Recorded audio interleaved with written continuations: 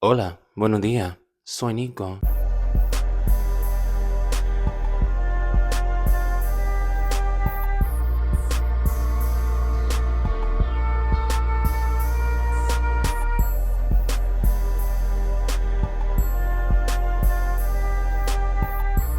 It's your girl back at it again, and guess what I'm doing today?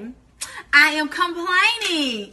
Yes, I am And today, a lot of you are going to be mad at me. Nico, a lot of you are going to be mad at me. I'm going to try to condense this video because this kind of topic usually runs on for me and I have a lot of editing on my other platforms to do. But I wanted to address it because I'm going to be talking about the quote unquote colorist page. Nico, what is the colorist page? Essentially, it is a page on Twitter that takes a lot of pictures, a lot of tweets, a lot of conversations out of context and tries to get a quote unquote gotcha moment from a lot of random people without actually holding them accountable, but just dragging them. And in this process, they have whacked people that have deserved it. I'm not going to say they haven't because some of y'all are blatantly colorist on the internet and y'all think that you will not be addressed about it. But there's never like a follow up to that, along with them also attacking innocent people for not adding context to whatever they're trying to get a gotcha moment with. Because it began to start off as a genuine hold people accountable kind of page that then transitioned more into a okay, I want to get likes and clicks and views and attention. Y'all had me so worked up, I forgot to plug. If you like this kind of content, make sure to follow me on patreon.com/Nicosaesthetics for more exclusive lives, weekly videos, and be a part of the podcast, which is airing. By the time this is up, bitch, this time I actually like pre-uploaded like a good 4 to 5 episodes. Y'all will be getting new episodes I think I have them debuting every Monday. Do not quote me, but it will be like once a week. This time I really did it. Go check it out because that was a lot. And when you begin to use your actual movement for the sole purpose of becoming a gotcha moment, you can potentially perpetuate your issue that you're trying to combat. And that's actually what happened here. So basically, Amorphous, who is a famous DJ, he remixed one of Mariah Carey's songs off the Butterfly 20th anniversary edition. Nico, I'm a lamb. I knew I knew of him because he was like a DJ that would do remixes during the Panini press. But I specifically remember him in most recent years because it was on Mariah Carey's album. Point is, he posted a picture with his boyfriend and he was basically saying how happy he was and that he's glad to be in a relationship. And somebody quote tweeted it saying, "Oh, you beat the colorist page allegations, bless." And then somebody else quote tweeted it saying, "Oh, well, the light-skinned bottom and the dark-skinned top is the oldest perpetuation of colorism there is in the community, and I don't know why you would think this is different." And then the colorist page commented and said, "This, LOL," and began to laugh along and basically mock this couple, this black couple who were simply existing in peace. And in that process, someone pointed out, you saw two people posting a picture of their relationship and then you put sexual roles onto them based on their skin color and based on stereotypes within the community, and you're trying to attack them for colorism by perpetuating colorism because they had never stated their sexual roles.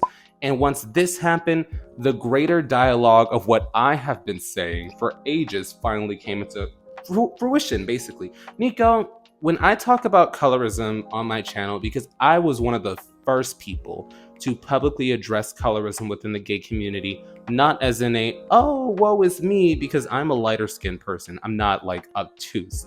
But I address it not only in the dating aspect, but in the social aspect, but also how colorism can affect your quality of life, depending on your job, depending on your education opportunities, depending on movement within your career path, even housing.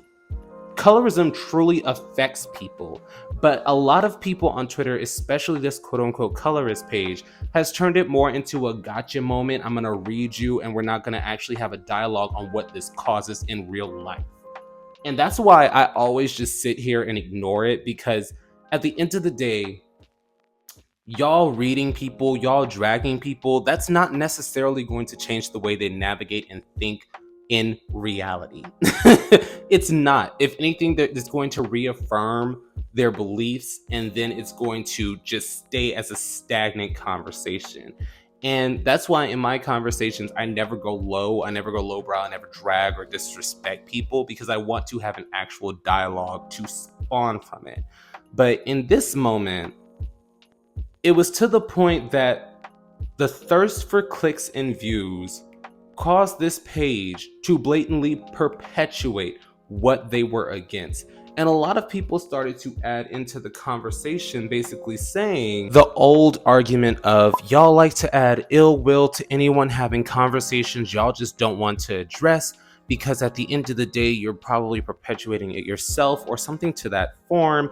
And someone so eloquently commented, it's because we're not putting ill will into the actual conversation, but when these conversations are had, there is left with no room for grace or willingness for growth. So if we are not actively trying to hear and educate people on why these ideologies are wrong, why you probably have these ideologies, where they spawn from, what colorism truly spawns from, and it's basically from the umbrella of racism, and it's used to divide us. So if we're not having these conversations and we're just attacking people and we're reading people, that's not actually furthering a dialogue, especially because baking spectacle into your conversation, trying to get your message out by clicks and views rather than having an authentic dialogue, has led to not only the harassing of mostly innocent people, because sometimes people deserve it because they say some out-of-pocket things. Half the time, these people, what they're saying is taken out of context, and if you actually see it in the full context, oh, it was a joke. Oh, it wasn't serious. Oh, it was like this little bubble. But it's getting to the point where people are getting doxxed. It's getting to the point where people are being harassed from the internet that trickles down into their real life, because y'all are looking for a gotcha moment that isn't actually a thing. Like when I come on here and I discuss things, for the most part, it's usually either a social issue that is truly important to me that I want to get a message out about, or I am addressing someone that has broken the law or caused harm. I usually talk about whatever is willingly put on the internet, but I don't go and infer things without actually knowing about them. If I talk about something, there is at least some form of information to grasp upon, to have a conversation with.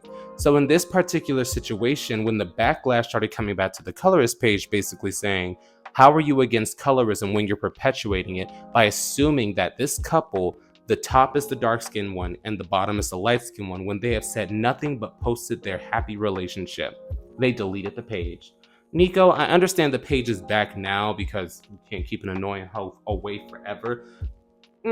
But but it's the same reason like other quote-unquote colorist call-out pages delete tweets, delete their pages, come back, delete their pages, because everybody is slowly starting to realize this isn't an authentic dialogue.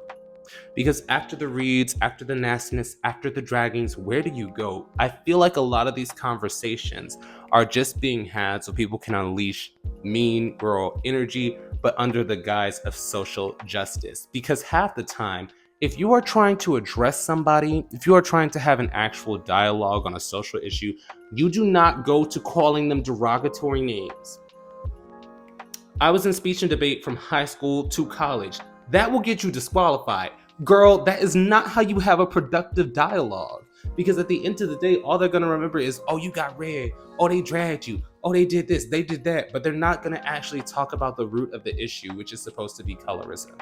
So once again, this is coming from somebody who has talked about colorism a plethora of times on my channel before the quote unquote pages popped up, because it was just something I was passionate about that a lot of people do not acknowledge. I do believe that when this page originally came out, it did some good because a lot of people were being held accountable. But as the thirst for more validation from social media clicks and views happened, it just got lost in the message.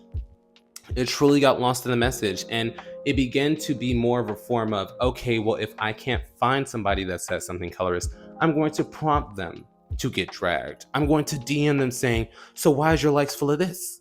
Why are you doing that? Why are you posting this? When the person has never done anything colorist, and then they use that to drag the person, and a bunch of bitches jump on because they want to unleash their pain on somebody. And I understand this comes from a root of pain. A lot of these mean girls that like to drag people and kiki and I'm so popular, it comes from a sense of insecurity and trauma. I understand that, so I'm not necessarily going to drag a faceless profile, even though I think I personally know who it is. Nico, I'm pretty. I can tell by the way people type. Like, that's the thing. I'm not necessarily scrolling on Twitter for real anymore, but I just see patterns in the way certain people type, and I'm like, girl, that's probably you. I'm not gonna say it, but it's probably you. But I just hope that after they delete it and came back, because I have them muted personally just because it's not a productive dialogue, that they're actually going to take more time, thought, and concern into what they're actually saying, rather than putting random bitches on the Jumbotron and thinking that this is going to be the next big topic. I want this to be an actual dialogue if we are discussing social issues, such as colorism, which is something I'm very passionate about. I have dark-skinned siblings. I was darker skinned as a child because I'm from the country, so I was always outside. I have experienced these things. So this is not just a fly-by read kind of conversation for me. I hold this personally.